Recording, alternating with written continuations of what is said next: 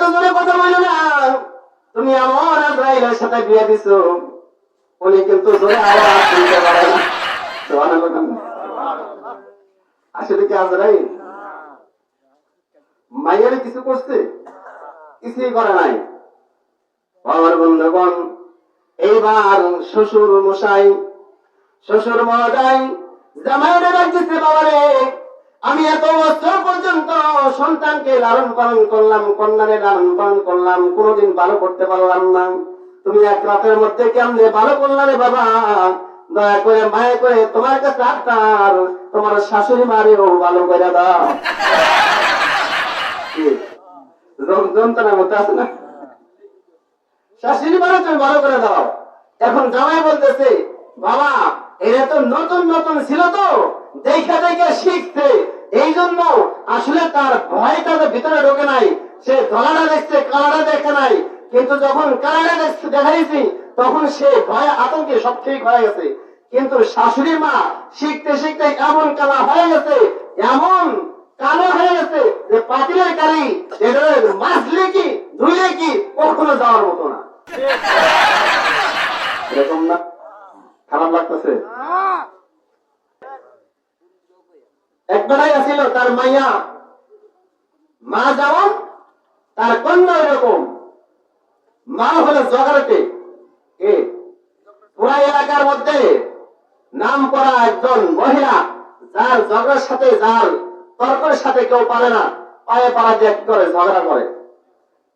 প্রবাদ বাক্য আছে যে মহিলাটা কি গাছের পাতার সাথে ঝগড়া করে, আছে না এরকম?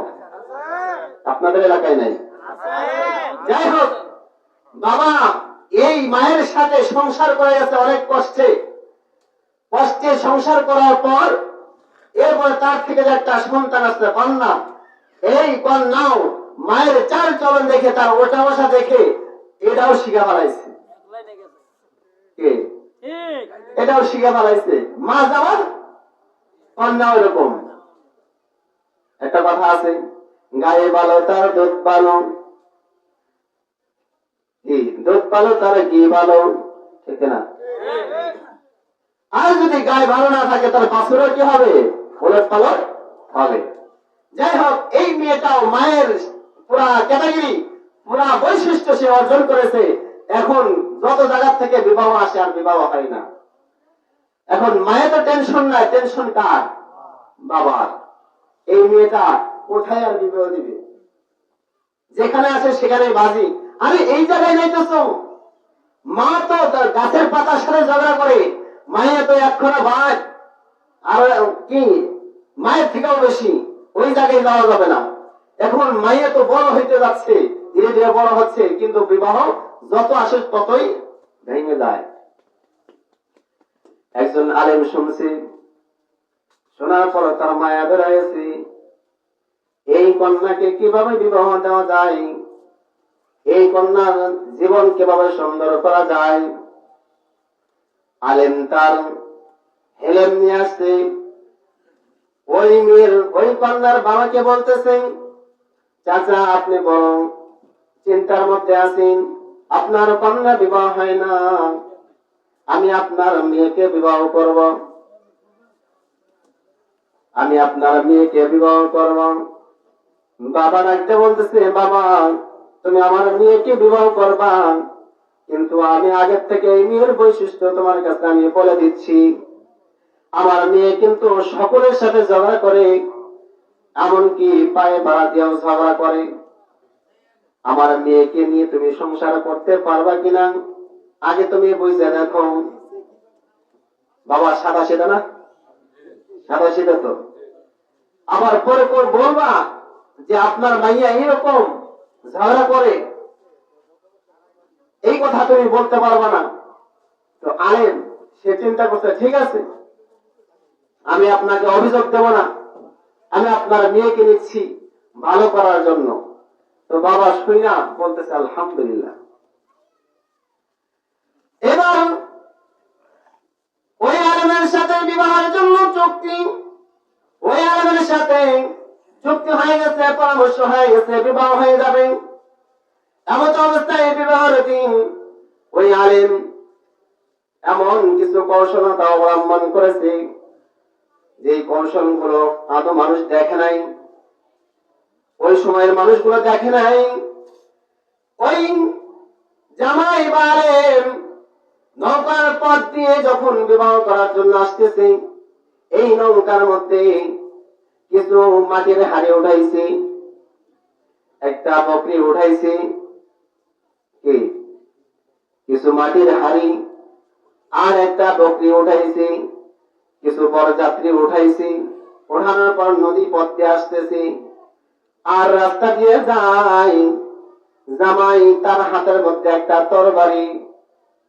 এই তরবারি নিয়ে যখন বিবাহ করার জন্য গেছি, বাড়িতে যখন চলে গেছি, বিবাহ করে নিয়ে আসবেন, বিবাহ করানো হয়ে গেছে, বাবা তার কন্যাকে স্বামীর সাথে উঠাইয়ে দিয়েছে, আর বলতেছে, বাবারে আমি কিন্তু একটা বজ্জা তোমার হাতের মধ্যে উঠাইয়া দিলাম, বাবারে তুমি ভালো কইরো, কিন্তু আমার প্রতি তুমি আমার উপরে কোনো বজ্জা দিও না।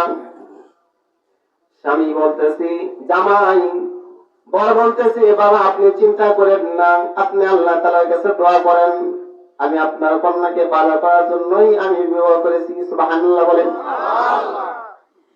এইবার ওই জামাই যখন তার স্ত্রীকে তার বউকে নিয়ে যখন নৌকার মধ্যে উঠেছে, নৌকার মধ্যে ওঠার পর ওই যে হাড়িগুলা আছে, এই হাড়িগুলার সম্বোধন করে বলতেছে, হাড়ি রে, আসার সময় যত ধরনের আমার সাথে বেয়াদবি করেছিস, আমি বারবার তোরে বলছি নৌকার মধ্যে থেকে কোনো খেলাধুলা করবি না, কি নৌকার মধ্যে থেকে কোনো সময় খেলাধুলা করবে না, এদিক সেদিক করবে না, পড়ে যাওয়ার কোনো ভান ধরবি না। আমি তোরে বারবার বলছি, আসার সময় কিন্তু বেয়াদবি করে আইছস, এইবার যদি তুই বেয়াদবি করস তাহলে তোর রেখাই নাই। সুবহানাল্লাহ বলেন। হারি কি কথা জানি বলতে পারে? এইবার হারি বলেন সামনে বসাইয়া সুন্দর করে মেনটেন করেছে, সারিবদ্ধ করে রেখে দিয়েছে। জামাইয়ের হাতের মধ্যে একটা তরবারি, এই তরবারি নিয়ে তারে ওই হাড়ি পাতিল গুলারে বিভিন্ন কথা বলে তারা সতর্ক করে দিয়েছে। আসলে সতর্ক কারে করছে? জোরে বলেন না সুবহানাল্লাহ। সতর্ক করে দিয়েছে, আরে যদি নাড়াচাড়া করাস তাহলে জীবনকার মতো তোরে শেষ করে দেব। পাতের কথা শুনে নাই, আর ওদিকে মাঝিরে বলে দিছে, তুমি যখন নদীর মধ্যে যাইবা তোমার নৌকা তোমার মতো করে তুমি হালাডোলা করবা, এদিক সেদিক করবা, এটা তোমার কাজ। বলেন নৌকা যদি এদিক সেদিক করে হাড়িগুলো ঠিক থাকবে না হালাডোলা করবে? এইবার নদীর মধ্যে যখন চলে গেছি, নদীর মধ্যে যাওয়ার পর মাঝির কাজ করতেছে, আর ওই জামাই আর সহ্য করে নাই, রাগের মাইনে ওই তরবারি দিয়ে হাড়িগুলো চূর্ণ বিচূর্ণ করা ফেলাইছি।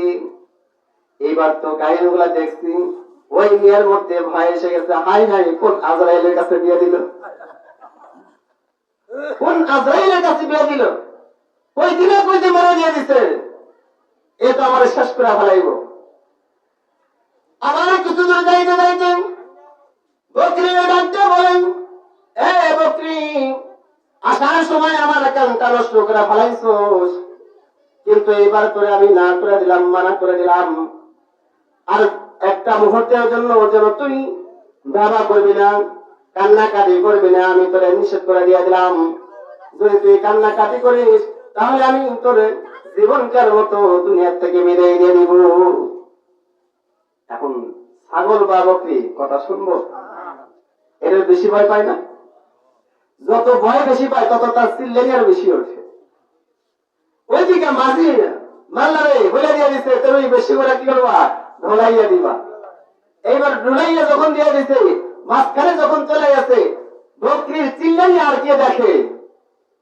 একবার দুইবার বলার পর আর বকরি থামতেছে না, লাফ দেওয়া উঠা জামাই তার তরবারি দিয়ে বকরি কল্লারা দুই খণ্ড করে দিয়ে দিছে, শেষ করে দিয়ে দিছে।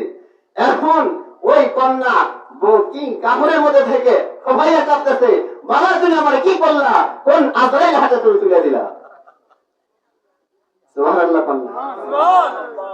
অথচ বাড়িতে চলে গেছে, যাওয়ার পর এইবার বাবা ওই যে মাইয়ের বাড়ি পরের দিন যখন যায় অনেক কিছু নিয়ে যায়, যায় না? আপনাদের এলাকায় যায় না? দুধ কলা আমি যাবে অনেক কিছু নিয়ে যায় না? বাবা যখন বাড়িতে গেছেন, যাওয়ার পর গেটের পাশ থেকে যখন মা বলে ডাকতেছে, মারে আমি তো তোরে একদিন দেখতে পাই নাই, আমি ছটফটে থাকতে পারতেছি না, জোরে যখন চিল্লে দিচ্ছি, ওই কন্যা ঘরের মধ্যে থেকে লাফ দিয়ে বাড়াইয়া গেটের কাছে এসে বলতেছে, বাবা এত জোরে কথা বলো না, কথা বলো না, এত জোরে কথা বলো না, তুমি এমন আজরাইলের সাথে বিয়ে দিছো, উনি কিন্তু জোরে আওয়াজ শুনতে পারে না। আসলে কি আজরাইল মাইয়ারে কিছু করছে? কিছুই করে নাই। আমার বন্ধুগণ, এইবার শ্বশুর মশাই, শ্বশুর মহোদয় জামাইরে ডাকতেছে, বাবারে আমি এত বছর পর্যন্ত সন্তানকে লালন পালন করলাম, কন্যারে লালন পালন করলাম, কোনোদিন ভালো করতে পারলাম না, তুমি এক রাতের মধ্যে কেমনে ভালো করলাম রে বাবা, দয়া করে মায়া করে তোমার কাছে আত্মার তোমার শাশুড়ি মারেও ভালো করে দাও। কি যন্ত্রণার মধ্যে আছে না? শাশুড়ি মারে তুমি ভালো করে দাও। এখন জামাই বলতেছে, বাবা এরা তো নতুন নতুন ছিল, তো দেখে দেখে শিখছে, এই জন্য আসলে তার ভয় তাদের ভিতরে ঢোকে নাই, সে ধলাটা দেখছে কালাটা দেখে নাই, কিন্তু যখন কালাটা দেখছে দেখাইছি তখন সে ভয় আতঙ্কে সব ঠিক হয়ে গেছে।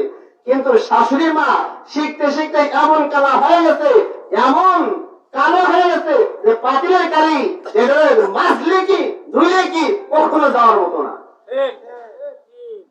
এরকম না? খারাপ লাগতেছে?